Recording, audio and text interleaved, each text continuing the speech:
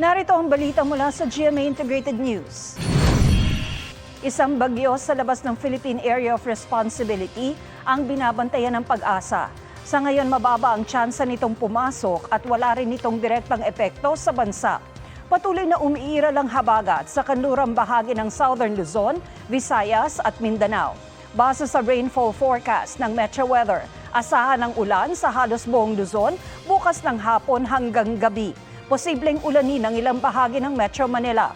Makararanas din ng light to heavy rains sa Visayas at Mindanao, kaya maging alerto sa banta ng baha at landslide.